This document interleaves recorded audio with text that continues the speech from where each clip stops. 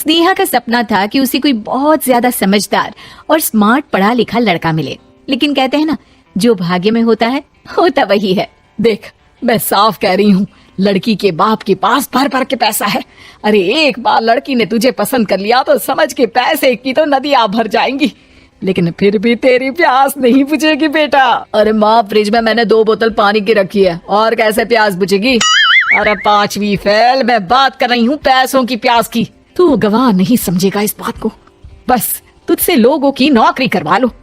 वो क्या है ना आशीष की माँ, वो सीधा है, और जिसे तू लोगों की नौकरी बोल रही है ना, वो आशीष का प्यार है अपने लोगों के लिए, जिनसे वो प्यार करता है या जिनसे जुड़ा हुआ है वो। अरे जमाना नहीं रहा वो। अरे आज की डेट में तो ना बेटा माँ का है, ना ही पति पत्नी का।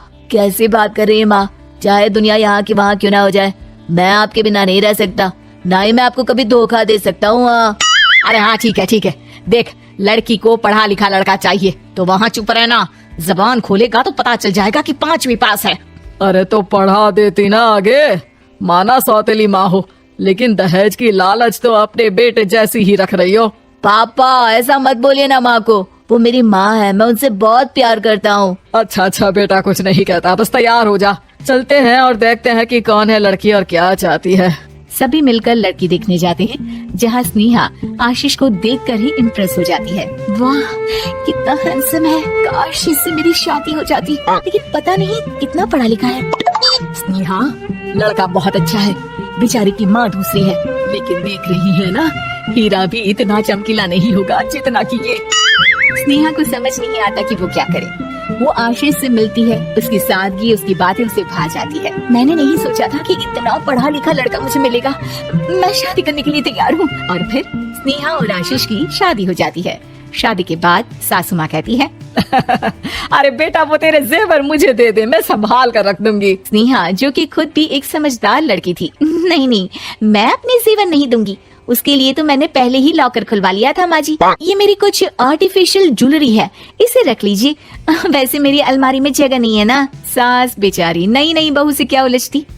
सुनिए जी, मैंने आपके लिए खाना और नाश्ता बना दिया है, ऑफिस कब जाना है? कौन से ऑफिस में?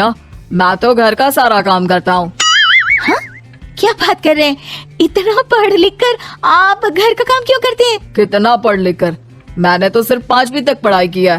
तभी वहाँ सास आ जाती है। अरे 5वीं तक भी पढ़ लिया तो समझो मेरी कृपा से, वरना तो जो इसके लक्षण थे ना, क्या बताना। अच्छा आशीष, जरा बाहर जा और भाग कर टूथपेस्ट लेकर आ, सुबह से मंजन नहीं किया। और हाँ, फिर जाकर दुकान की सफाई कर देना, तेरा छोटा भाई दुकान पर जाने को तैयार हो रहा है। स्नेहा ये सब सुनकर हैरान रह जाती है। वो सोचती है कि आखिर उससे क्या गलती हो गई जो उसके साथ ऐसा हुआ। आशीष स्नेहा के पास जाता है। सुनो, तुमको तो मैंने पहली मुलाकात में ही बताया था कि। स्नेहा आशीष की बात ही नहीं सुनना चाहती है। वो जोर से चिल्लाती है, चुप रहो बिल्कुल, गंवार कहीं के। कितना बड़ा धोखा हो गया मेरे साथ, अब मैं इस घर में नहीं रह सकती। प्लीज ऐसी बात मत करो, मेरी पत्नी हो तुम, जैसे बोलोगी मैं वैसा करूँगा। मैं कोशिश करूँगा बाहर जाकर कोई काम ढूंढ लूं, पर प्लीज मत जाओ। चुप रहो गंवार कहीं के, मैं तुम्हारे जैसी की बीवी हो ही नहीं सकती। आशीष स्नेहा को लाख समझाने की कोशिश करता है, लेकिन वो अपने मायके चली जाती है। माँ चलिए ना, स्नेहा को मना कर लेकर आते हैं। अरे जाओ, मनाने जाए मेरी जूती, इतना घमंड जैसे कलेक्टर हो कहीं की महारानी। अरे मैं तो तुझे कहूँगी कि तू भी भूल जा, हमने नहीं भगाया, खुद ही तो गई है। माँ वो बीवी है मेरी, मैं प्यार करता हूँ उससे, मैं जा रहा हूँ उसे लेने। वहीं स्नेहा के घर पर, माँ वो तो कुछ काम ही नहीं करता, घर का नौकर है, 5वीं पास, मैं नहीं रह सकती ऐसे आदमी के साथ। माँ बेटा, वो लड़का बहुत अच्छा है, उसकी तारीफ मैंने हर किसी से सुनी है। तेरा पति है, अब तक एक गलत माँ के साथ रह रहा था, तू संवारेगी तो संवर जाएगा। तभी वहाँ आशीष आ जाता है। मुझे माफ कर दो स्नेहा, पर प्लीज मुझे छोड़कर मत जाओ। मेरी माँ के जाने के बाद मुझे तुम्ही से सारी उम्मीद है, तुम जैसा कहोगी मैं करूँगा, पर प्लीज मेरे साथ रहो। सबके समझाने बुझाने के बाद स्नेहा आशीष के साथ घर आ जाती है। आ गई महारानी, अब आई हो और सच्चाई भी पता चल गई है, तो थोड़ा तमीज से पति के साथ घर देख, रसोई संभाल और हम सबकी सेवा कर। देखो, मैं अब इस घर में बंटवारा चाहती हूँ, जो मेरे पति का हिस्सा है वो उसे मिले, और वो आज से कोई काम नहीं करेंगे। हिस्सा ले लो, लेकिन कमाओगे क्या, खाओगे क्या, धूल मिट्टी। अरे तेरा पति किसी काम का नहीं है, वो तो मेरा बेटा कमा रहा है तो 2 रोटी मिल जाती है इसे। तभी वहाँ स्नेहा के ससुर आ जाते हैं। मैंने एक बंद फैक्ट्री को पहले ही आशीष के नाम कर दिया है और घर के 2 तल्ले में 1 तल्ला ले लो। मैं तो आशीष के पास रहूंगा, वकील थोड़ी देर में आता ही होगा। अरे जाओ जाओ, 2 दिन में भूख से तड़प कर सब वापस आ जाओगे। बढ़िया आई बहू बेटे वाली। फिर क्या था, स्नेहा आशीष के साथ मिलकर बंद फैक्ट्री को खोलती है और मन लगाकर काम करती है। दोनों की मेहनत रंग लाती है और आशीष अपनी मेहनत से एक सफल बिजनेसमैन बन जाता है। लेकिन एक दिन, अरे बहू बेटा आशीष, मुझे माफ कर दो, मैं भी अब तुम लोगों के साथ रहना चाहती हूँ। इस कमबख्त ने तो दुकान का बेड़ा गर्क कर दिया। वो तो आशीष था जो सारा दुकान का काम संभालता था।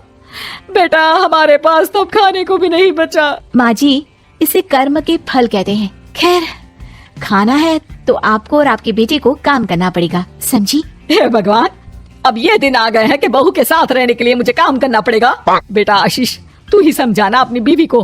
पता है ना मैंने तुझे कितने प्यार से पाला है। हाँ माँ, वो तो ऐसे ही बोल रही है आपको। अरे घर में कामकाज के लिए बहुत सारे नौकर चाकर है, आप आराम से रहिए माँ। स्नेहा आशीष का अच्छा और सरल सच्चा व्यवहार देखकर मन ही मन सोचती है, मेरा पति गवार ही सही, लेकिन दुनिया का सबसे अच्छा इंसान है।